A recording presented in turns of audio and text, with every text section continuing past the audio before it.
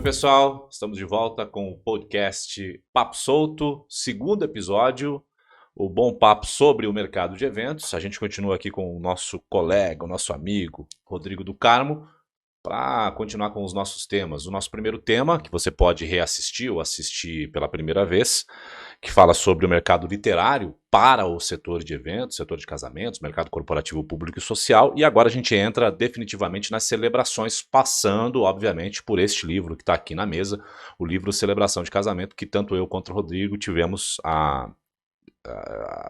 o privilégio, né? De poder escrever, de ser convidado para isso. Muita alegria. Bom, como eu sou novo nessa coisa de podcast, já me informaram aqui, a equipe técnica, que eu tenho que convidar você para se inscrever no canal. Então não deixa de se inscrever no canal Anderson Amaury Silva, tanto no YouTube quanto no Spotify, tá? O nosso podcast vai estar disponível todas as quintas-feiras com um novo episódio e sempre com convidados super maneiros, super especiais do nosso mercado de eventos, sempre protagonistas de suas atividades, protagonistas dos seus conteúdos.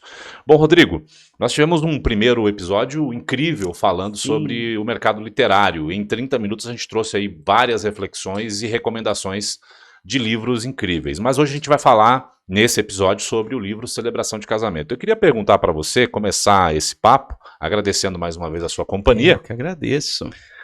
E entrar no assunto Celebração de Casamento perguntando o convite. Como é que surgiu para você o convite para escrever esse conteúdo? Você que ficou com a parte, eu diria, um pouquinho mais chata, porque é a parte que traz aí a questão legal, né, de leis vigentes sobre a formalizações e a legalidade do casamento.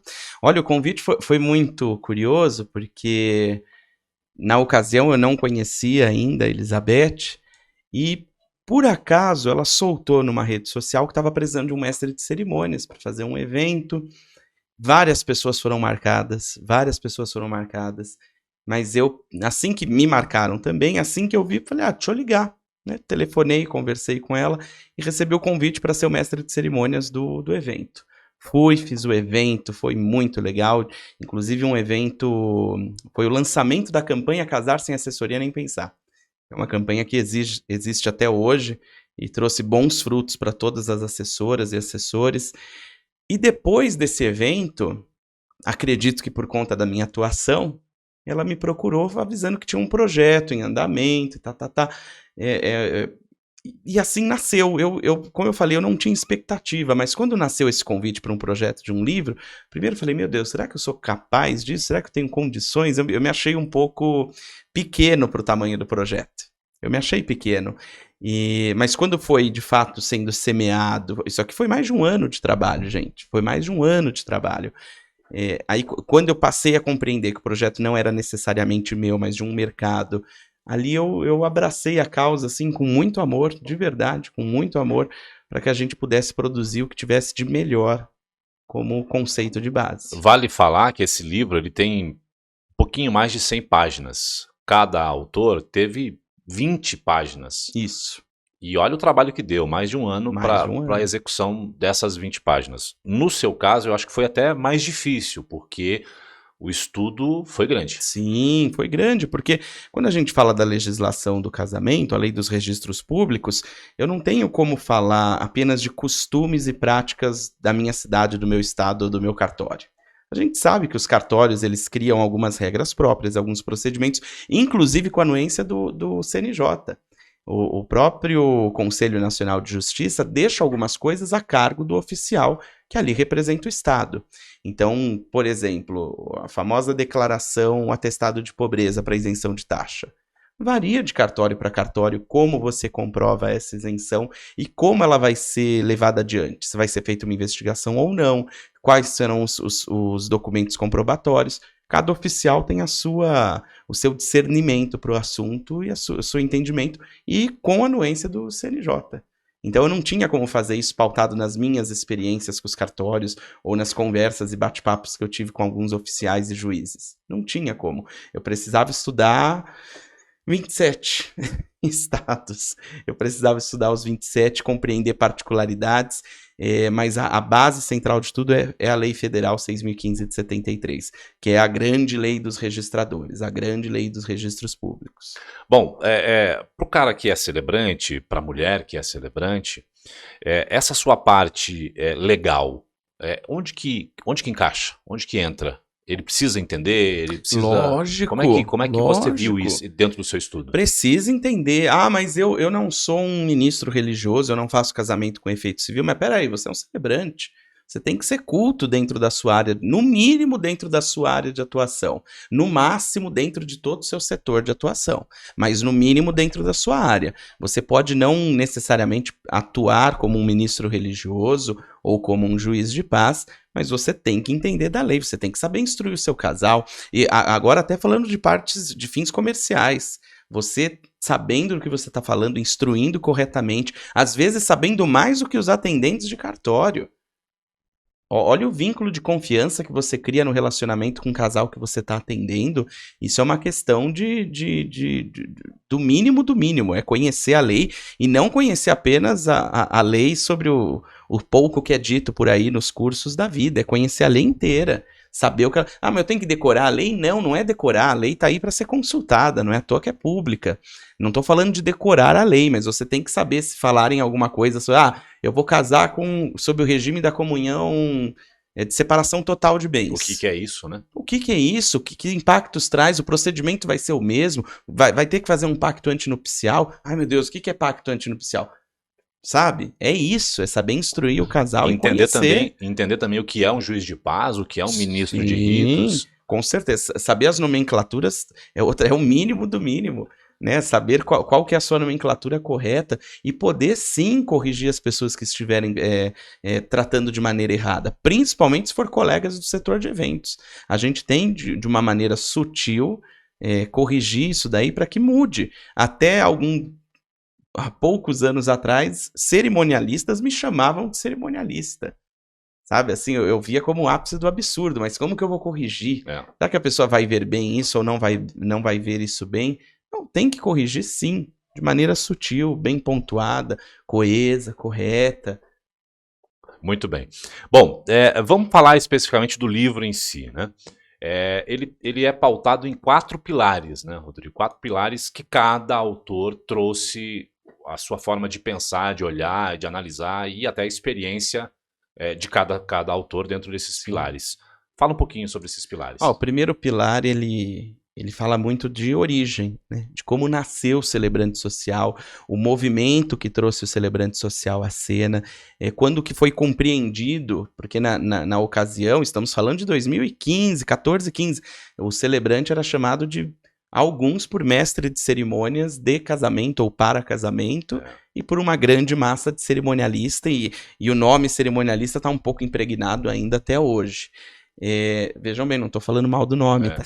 Não é isso. Não é isso, não tô porque falando... se vende uma coisa que não é. O cerimonialista ele tem a responsabilidade de ser o estudioso do cerimonial, da organização, dos bastidores. E o cerimonialista não é celebrante. E o celebrante não é cerimonialista. Feliz o cerimonialista que corrige os celebrantes que se chamam da maneira errada. É dos dois lados. Só quando eu falo temos que corrigir quem nos chama de cerimonialista, o cerimonialista também tem que corrigir o celebrante que se chama de cerimonialista. É bem pautado. Então, o primeiro pilar é esse entendimento da atividade, né? De onde surgiu, como surgiu e para que surgiu. Exato. Se a gente não sabe quem a gente é, se a gente não sabe para que a gente veio, qual o sentido de tudo que a gente faz, né? Então, saber como nasceu, onde nasceu, saber respeitar o princípio de tudo é uma pauta básica, não é à toa que é o primeiro capítulo. Depois vem o Júlio Dias, ele vem falar já da parte mais vida da celebração, né? Ele vem falar de emoções, e não apenas de emoções, mas através de trechos em que ele traz cases das experiências dele, que só são 36 anos, né? Celebrando casamentos, com certeza desperta em nós compreender isso, que não é só negócio, é um negócio também, mas pode ser um pouquinho mais. Tem propósito, né? Qual que é o seu propósito dentro das celebrações? E aí uma coisa que eu, às vezes, fico um pouco, não vou dizer chateado nem indignado, mas talvez incomodado, acho que é a palavra correta.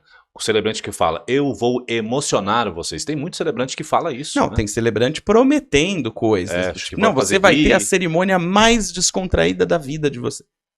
Você vai ter a cerimônia mais romântica, a mais isso, a mais aquilo. Como que você promete aquilo que você não controla, que você não está vivendo? Tem casais que a gente está conversando na reunião, pegando relatos da história, despertando algumas coisas junto deles, que eles estão chorando na reunião, ou um deles. E chega no dia, né? Você já pensa, né? Nossa! Se na reunião foi aquele chororô, lá no Imagina o casamento! E não é isso. Não acontece nada daquilo. Né? Nem toda cerimônia você vai sair... Mesmo, eu costumo dizer o seguinte, Anderson, a gente tem obrigação de entregar no mínimo 100%. Isso é o mínimo. Só que existe, para você conseguir entregar mais de 100%, existe uma série de fatores internos e externos que podem impactar. Então não adianta você entregar o seu 100% e o som não tá legal. Não adianta você entregar o seu 100% e o cerimonial tá desastroso. Não adianta você entregar o seu 100% e as famílias terem atritos entre si. Nossa, que coisa incrível. Não adianta você entregar o seu 100% e você tá lá celebrando no dia que morreu a sua avó. Mas você tá lá honrando o seu compromisso. Então, assim, os fatores impactam em nós, externos ou às vezes internos, mas a gente não pode entregar menos de 100%, independente de tudo isso que aconteça. Porque quando a gente sai de uma cerimônia e fala, poxa, não foi o que eu esperava, é que a gente cria uma linha acima do 100%. E é muito bom entregar 120%, 130%, 200%. Mas quando você não entregar, a gente tem que parar e pensar, peraí, por que eu não entreguei mais de 100%?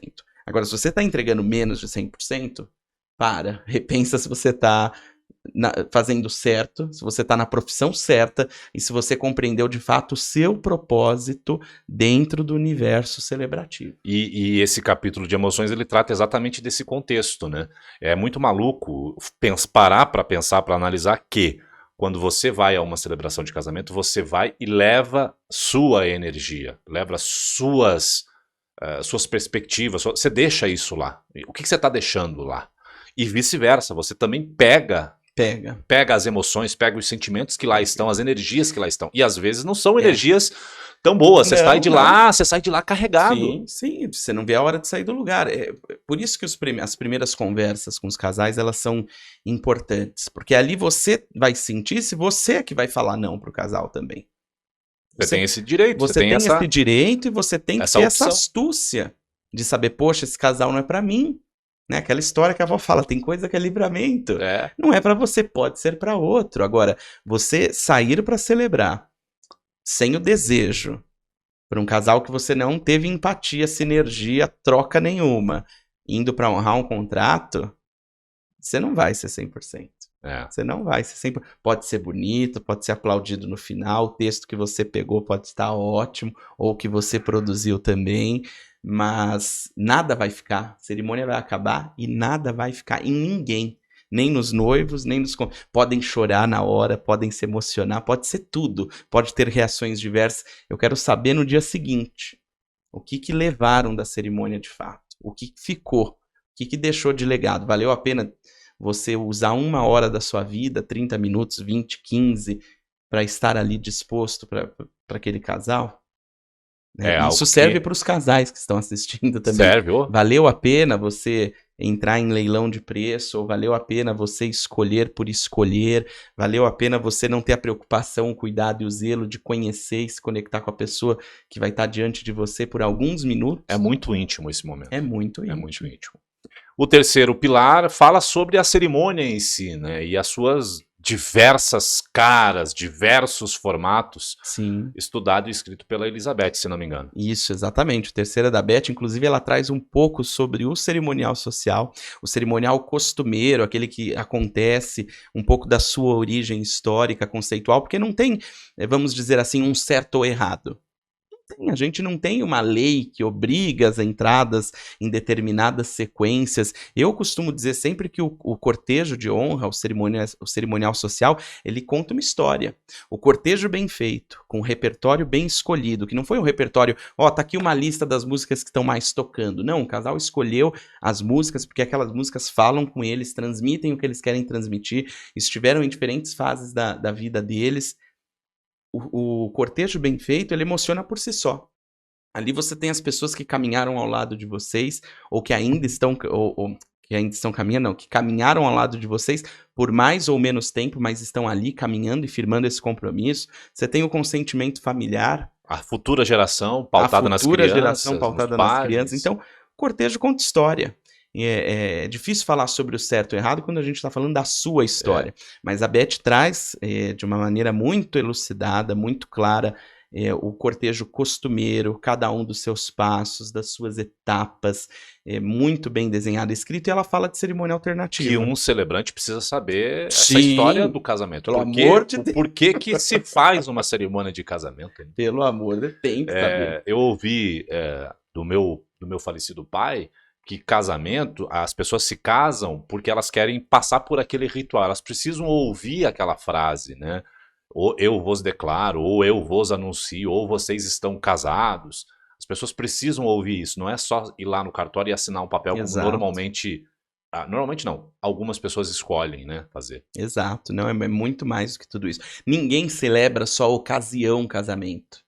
Ninguém celebra. Quando a gente chega para celebrar o casamento, o casal traz a sua história, a sua identidade, suas conquistas, seus sonhos, seus erros, seus acertos, suas qualidades, os seus defeitos. Tudo vem junto. Ninguém vai celebrar o casamento apenas pela ocasião casamento. A pessoa vem ali para selar uma série de outras coisas da vida. Eu acho que vale lembrar, e até refletir sobre isso, que o casamento era um grande negócio, né? Sim, há anos nos tempos do Império. E ele sempre envolveu essas tradições por beleza, por pureza, por religiosidade, etc.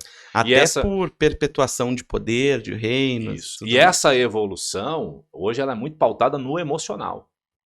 Na grande maioria dos casos, emocional. As pessoas, elas estão ali pelo emocional. Sim. Vale o celebrante pensar muito nisso também, né? De colocar o seu coração na hora das celebrações. E as cerimônias de ritual, as cerimônias alternativas também são citadas nesse livro. Na minha concepção, não sei se você vai concordar comigo, a cerimônia, o ato de celebrar, ele vai muito da imaginação do celebrante e do casal. A imaginação é o limite ou não tem limite na imaginação? Olha, eu não vou dizer limite, mas eu acho que existe uma coisa chamada bom senso. O bom senso, ele precisa ser preservado sempre. Não é incomum os TikToks porque da vida... a internet tem apresentado coisas e coisas. Então, exato. Então, não é incomum a internet nos apresentar coisas divertidas, engraçadas, que a gente assiste, acha legal, implanta no nosso casamento e não causa o efeito esperado, ou o resultado esperado. Tem vários casos, né? Tava na moda, ainda está um pouco, da entrada das floristas serem feitos por pessoas dançando funk, coisas do tipo... Aí você pega um cortejo... Entregando cerveja, agora a moda é cerveja. Aí você pega um cortejo todo pautado em músicas religiosas e de repente começa um... Então, e sem reação da plateia. Ou seja, os noivos, eles gostaram de ver aquilo, mas não pensaram no conjunto da obra. Porque dentro do contexto deles não caberia, talvez não avaliaram como deveriam pensar. Então, assim, tem de tudo. Eu falo, a criatividade é sem limite, mas a linha do bom senso, ela tem que ser preservada. Não tô falando que é chato fazer isso. Recentemente eu fiz um que os noivos se conheceram no show do El Chan. O noivo cantava, tinha uma banda de axé.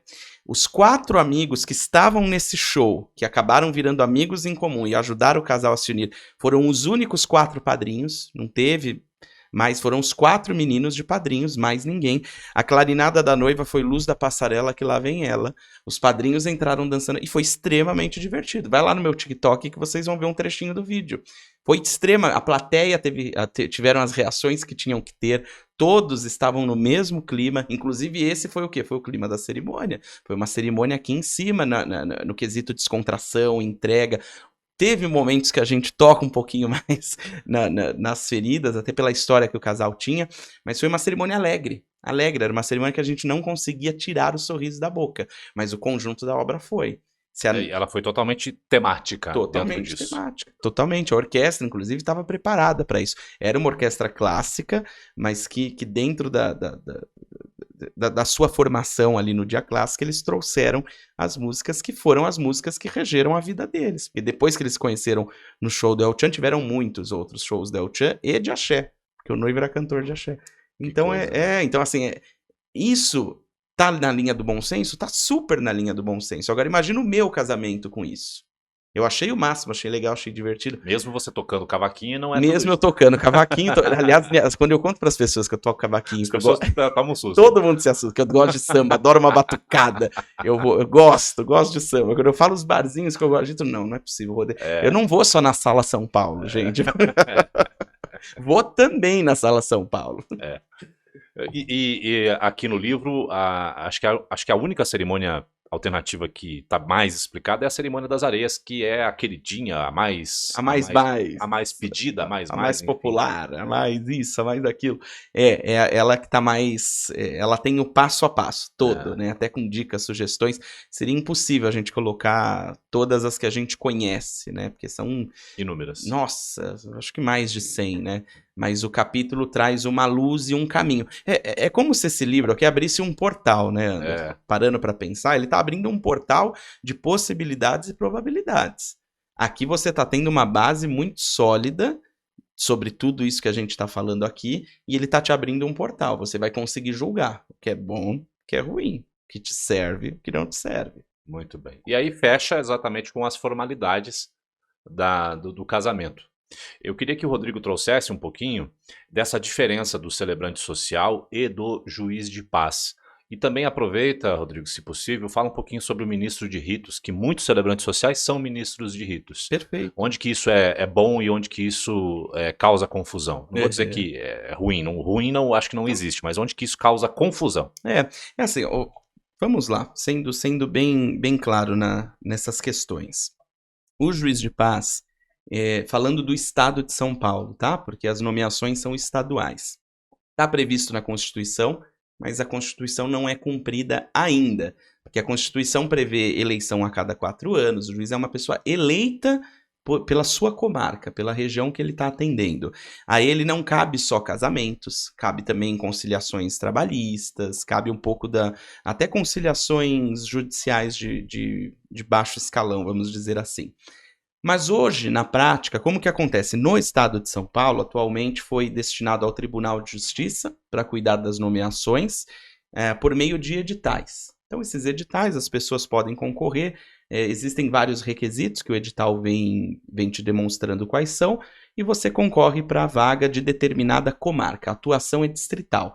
Mas o juiz do Cachoeirinha pode atuar como juiz na Lapa se houver uma transferência? Sim, ele pode atuar em um dia na Lapa fazendo uma transferência de atuação. Mas como juiz, ele deve se preservar com essa titulação dentro da sua comarca. É um título honorífico, ou seja, apenas de representação do Estado, é um título de honra. Não cabe remuneração, porque é um título sem fins comerciais. Se a legislação for cumprida, se entrar em vigor o que está na Constituição, aí sim, aí passa a ter remuneração, é uma outra história. Mas hoje os cartórios têm essa liberdade de combinar com os juízes as suas ajudas de custos, e alguns até de fato pagam por esse trabalho, que é um trabalho bonito, necessário, mas pouco valorizado de fato, por N motivos. Honorífico. Para quem não sabe o que é honorífico, você faz porque ama, porque gosta, é gratuito, você não recebe salário por isso. Isso, pode receber, mas na prática muitos cartórios não contribuem com nada, não sei se é por isso. E não são obrigados, né? Não são obrigados, apenas as diligências. E não sei se é por isso que também muitos juízes se limitam a apenas exercer o que a lei exige, não se preocupam com afeto, com sorriso, com abraço. Eu sou juiz ad hoc do Cachoeirinha, estou nomeado lá pelos próximos 2 anos, pretendo renovar porque, de fato, é um exercício de amor. Assim, é um exercício de amor. Muitos casais que se casam no cartório hoje estão lá apenas para aquela cerimônia, para aquele momento. Mas basicamente o juiz é isso, são os olhos do Estado dentro dos cartórios para ouvir a afirmação dos noivos de estarem lá de livre e espontânea vontade, se casando perante a lei, perante o Estado. Milhares de brasileiros não têm condições de fazer uma festa, não têm condições de oferecer sequer um almoço para a família. E a gente vê isso na prática, muita gente nos procura, olha, eu gostaria muito que você estivesse no meu casamento, mas não tenho condições. Isso é muito natural, né, Rodrigo? Muito. E o cartório normalmente é o caminho desses casais. É o caminho. Felizmente o cartório que eu atuo, ele tem uma sala adequada, preparada, confortável, com ar-condicionado, decorada, para que a gente possa... Cria um clima. Cria. Eu coloco musiquinha de fundo, eu deixo o ambiente transformado, porque mais da metade, talvez 90% dos casais que chegam lá, é apenas para aquele momento de celebração. Eu tenho pouquíssimo tempo com cada casal por conta da quantidade. Quanto tempo? 7 minutos. 7 minutos cada casal. Para cumprir a lei e entregar cumprir a lei é o quê? É ler a ata, porque é obrigado ler a ata. Leitura da ata matrimonial completa, a expressão do casal, que eu posso fazer em uma pergunta só ou em dois sims ou um sim, e aí os atos de assinatura. Então só aí você já leva 3, 4 minutos às vezes para realizar esse ato, te sobra 2 minutinhos, que é onde eu consigo entregar um abraço e ainda deixo 1 minutinho para eles fazerem uma foto bonita lá em cima, porque o ambiente é agradável. Que coisa. Só para vocês terem uma ideia da situação em si. Então, poxa, em 7 minutos você não entregar o mínimo pro casal, eu particularmente acho um absurdo, por pior que possa ser a sua situação e o seu relacionamento junto ao cartório. Tá? Os noivos não têm nada a ver com isso, o título é honorífico, você pode pedir exoneração. Aliás, queria mandar um abraço aqui para o Jacques Tegani, que foi o primeiro celebrante social que abraçou muito a causa dos juízes de paz e levou muitos dos celebrantes sociais a se tornarem juízes, né? Sim. Contribuiu bastante, foi muito bom. Walter Silva também faz um movimento muito bonito. Também. O Walter é o meu titular. É o titular do 48º. E tem outros nomes também que contribuem. Estou aqui puxando na meu André Félix. Veio também trabalhando de uma maneira com diferencial em Barueri. Felizmente temos uma boa seara. Sim, verdade. Os ministros de ritos, os ministros religiosos, a lei trata como ministro religioso, só que a nomenclatura em si, ela indifere porque o país é laico. Então pode ser ministro, cada instituição religiosa pode trazer uma nomenclatura, desde que no estatuto esteja prevista a sua função para realizar os casamentos dentro da lei dos registros públicos. Em 1973, o Estado passou a entender que o casal que estivesse ali no seu ato de fé, dizendo sim um para o outro, que esse casamento poderia ter o efeito civil, ser registrado para o efeito civil. Porque acontecia muito que, no passado, o casamento era registrado apenas pela igreja, né? O Estado não tinha cuidados. Foi o Marechal Deodoro da Fonseca que instituiu o casamento civil. Em 73, o Estado entendeu que, poxa, ele está dizendo sim, ele tem que se casar, ele está se casando 2 vezes? Está tendo um registro religioso ou um registro civil? Qual é a data do casamento? Unificou. O Estado unificou, através da Lei dos Registros Públicos, que casamentos realizados na presença de autoridade religiosa poderia ser registrado para os efeitos civis, tendo como vacância a sua validade a partir da data da celebração. Ou seja, me casei no religioso hoje, habilitei anteriormente, tudo certinho, esqueci de levar para registro. Passaram os 90 dias de prazo. Vou lá registrar. Eu vou ter que ter uma nova data de casamento? Não, você vai pagar uma nova habilitação. Mas o seu casamento, ele pode ser registrado a partir do dia em que você disse sim no religioso. Então, a lei te dá essa permissão. Cria-se essa confusão porque muitos colegas que são ministros religiosos, não sei se por preocupações ou por fins comerciais, não expõem claramente para o casal. O que eu acho um erro. Sim. Aí falando de conceito meu, de achismo meu e talvez até de cuidados meus, eu acho um erro. O casal ele tem que saber que vai ser habilitado na modalidade religioso com efeito civil, ele tem que saber qual é o fim da instituição que você é nomeado. É cristã? É evangélica? É kardecista? É budista? É zen? judaica, é... O Brasil é laico. É ziriguidum, seja lá qual for o nome, o casal tem que saber sim, até porque tem instituições religiosas que quando esse casal posteriormente vai consagrar o seu casamento ou vai batizar o seu filho, eles vão questionar, porque na certidão vem constando, cerimônia religiosa realizada no dia tal. Algumas vem o nome, cerimônia na presença do ministro tal. Algumas instituições só reconhecem o casamento, religiosamente falando, Sim. só reconhecem o casamento com a certidão de casamento na mão. Sim. Então, e o ministro de ritos ou o líder não religioso, entrega ele não entrega a certidão. Entrega o termo de casamento para o efeito civil. Eu até outro dia estava discutindo sobre isso, que está muito habitual se usar o termo eu sou celebrante com efeito civil. Não é. Você é celebrante, ponto. Sou também ministro religioso, ministro de ritos, habilitado pela minha instituição para realizar o ato de fé de vocês dois. Agora, isso tem que ser transparente, tem que ser claro, e o casal tem que te ver como uma autoridade religiosa. Porque alguns falam, não, mas a lei não fala que o casal está se vinculando à religião. Concordo, mas ele tem que te enxergar como uma autoridade religiosa. E é possível, não é todas, mas é possível que na sua certidão de casamento apareça essa informação. Sim, todas. Assim, que a cerimônia foi realizada em data diferente, isso aparece em todas, é obrigatório no campo averbações. Pega a sua certidão e confere lá. Alguns cartórios simplesmente colocam cerimônia realizada no dia tal, ou colocam cerimônia religiosa conforme a lei tal no dia tal, outros colocam cerimônia na presença do ministro religioso tal. Isso consta, porque a primeira data da certidão é a data de registro. Que inclusive muitos casais, no dia que vão buscar a certidão, ligam, olha, mas a data tá outra, tá diferente, o meu trabalho tá implicando comigo. Aí você fala, desce um pouquinho no campo averbações e vê a partir de que dia tem valor legal e civil. É o dia da cerimônia, artigo 75 da Lei 6.015. Então, mas essa transparência falta no setor. Acho errado cobrar para isso, sabe assim, sem efeito civil é tanto, com efeito civil é tanto. Opa, peraí, quais são os princípios? Quais são os princípios da instituição que você está vendendo o efeito civil ou você está vendendo uma celebração? Você está vendendo o efeito civil é crime. Código Penal. Aqui você vai ver a lei certinha. Código Penal. Crime de identidade ideológica. Que coisa, né?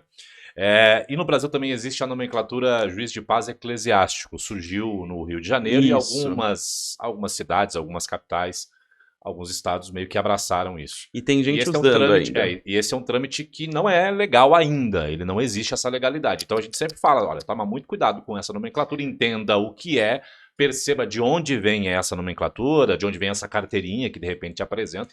Isso aqui é uma dica pros casais, né, para quem vai se casar. E até para profissional que está buscando se habilitar. Fuja disso. Primeiro porque o Supremo Tribunal Federal, eu preciso até dar uma atualizada nessa pauta, para ver se a derrubada que ele deu nas leis do juiz de paz eclesiástico ainda está em vigor ou se, enfim, está em algum processo. Mas o Supremo Tribunal derrubou essa lei, inclusive em 2016 ou 15, vários casamentos no Rio de Janeiro foram anulados, tiveram a sua nulidade por conta disso, e vários casais que achavam que tinham se casado, o registro não foi efetivado. Então,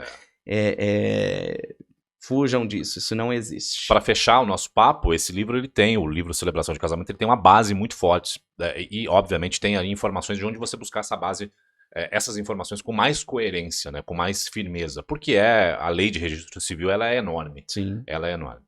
Rodrigo, como é que a gente faz para adquirir esse livro? Facinho. Chama no Instagram, @Rodrigo Celebrante.